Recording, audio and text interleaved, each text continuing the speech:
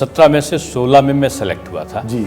और एक में बैंक का क्लर्कियल था, उसमें मेरा सिलेक्शन नहीं हुआ था। लेकिन मैंने उस सब चीज़ को छोड़ के पार्ट टाइम लेक्चरर, मुझे था बचपन में, सामने गुप्ता जी का परिवार था, तो मैं हाई स्कूल इंटर की किताबें पढ़ने का भी मुझे शौक़ हो गया था।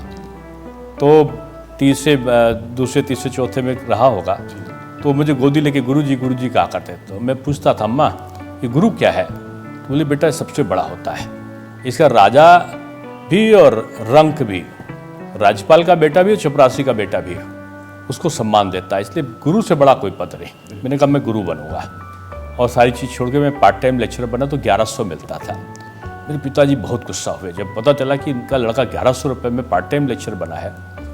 तो उन्होंने डांटने के लिए मुझसे बात नहीं की। 2 मेरे पास गाड़ियाँ थी पिताजी के पास, तो दोनों गाड़ियों को ड्राइवर को बुलाया। एक का नाम था जमील, एक का नाम था राम कुमार।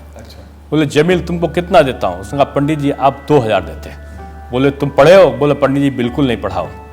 कहीं जी मेरा लड़का पढ़ा लिखा है, ये 1100 पा रहा है, तुम बड़े हो कि ये बड़ा है? तो मुझे लगा कि शायद पिताजी ने कुछ संदेश दिया है मुझे। मैंने कहा मैं बनूंगा तो टीचर। अच्छा।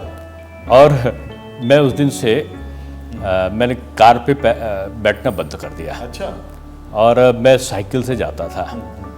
बाद में जो थोड़ी बहुत तनख्वाह से आया तो मैंने 3500 रुपये में बजाज, जबकि मुझे मेरे लिए नई गाड़ी लेके खड़ी की थी बजाज की, उस पर मैं नहीं किया। फिर मैंने सेकंड हैंड बजाज सुपर ली और उस पर चला। और एक समय आया था, ये पिताजी का ही आशीर्वाद था कि मैं लगातार फिर लेक्चरर, फिर रीडर, फिर प्रोफेसर, कम उम्र में ही बना। तमाम बीजेपी के अनुसांगिक संगठन संघ विचार परिवार के मैं शिक्षण मंडल का बना। मैं विश्व हिंदू परिषद में रहा। मैं विद्या भारती में काफ़ी समय काम किया। मैंने संघ की जो विद्या भारती की पत्रिकाएं थीं, उन 2 पत्रिकाओं का मैं संपादक भी रहा।